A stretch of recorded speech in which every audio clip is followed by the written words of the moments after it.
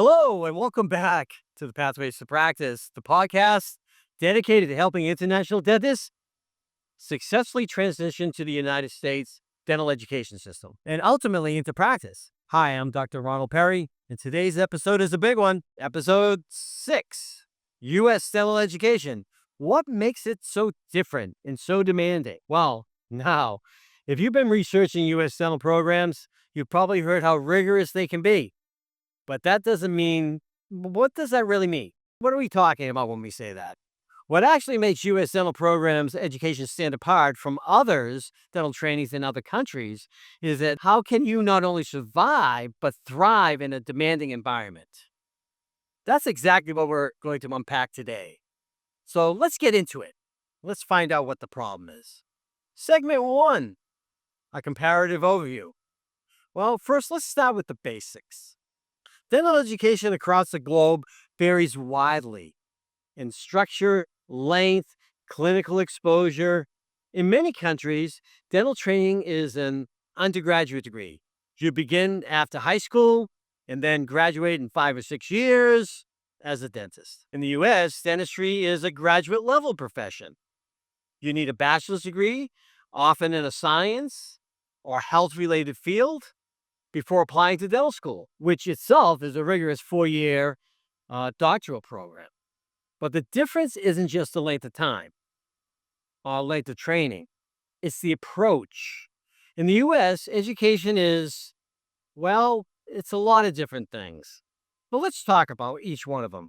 It's highly patient centered, it hands on is done earlier, and constantly evolving with evidence based practices. And technology is also changing, and that gets involved in it too. Many international dentists are surprised by how early they're expected to engage in direct patient care and how much autonomy they're given under supervision. There's no shadowing for years before you touch a patient. Within months, you're expected to apply your knowledge clinically. Segment 2, why it's so demanding. So, what makes U.S. dental education so intense? Here are a few major factors: clinical requirements and patient volume. U.S. programs place enormous emphasis on clinical competency.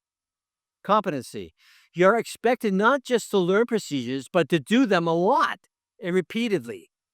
From restorative cases to periodontal cases and surgeries to prosthodontics, you'll need to complete a wide range of clinical competencies as you move through the process. Time management. This is one of the biggest ones. You're balancing clinic, didactic classes, lab work, simulation sessions, case presentations, patient communication, and sometimes even research or community service, plus trying to culturally compensate for everything. There are weeks where you'll feel, well, you're running a marathon every single day. So get prepared, get balanced with it. Assessment and grading is another problem.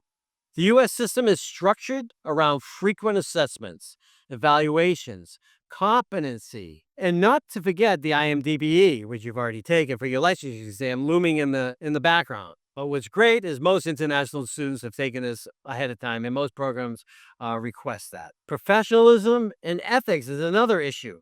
You're not just learning dentistry, you're training to be a healthcare provider with strict ethical, legal, and professional standards. Every email, every patient encounter, every clinical note is evaluated. So try to do it and do it well. Segment 3, unique opportunities in the U.S. But here's the good news. The U.S. system also offers unparalleled opportunity. Diverse patient populations. You'll treat patients from all walks of life: refugees, elderly, veterans, children, well, those with special needs, giving you insight into public health and improving your clinical flexibility and understanding of the system. Interdisciplinary collaboration. This is really nice as part of your education.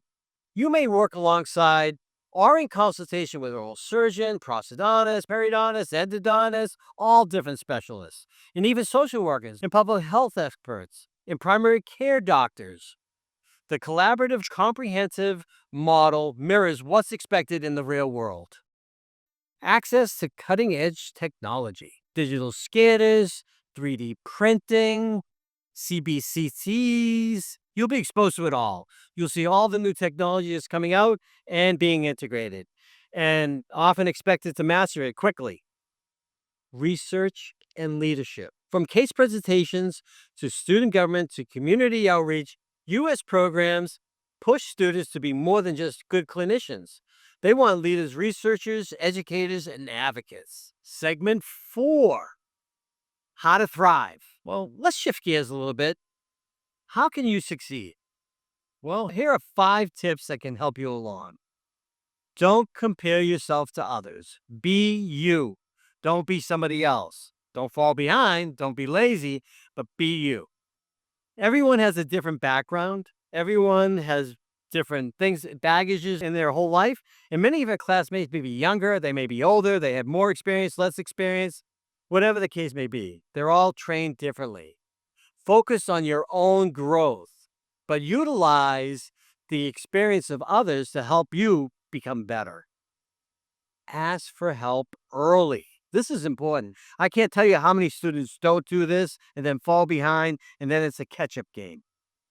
Faculty, tutors, and upperclassmen are there for you. Ask for the help. Reach out.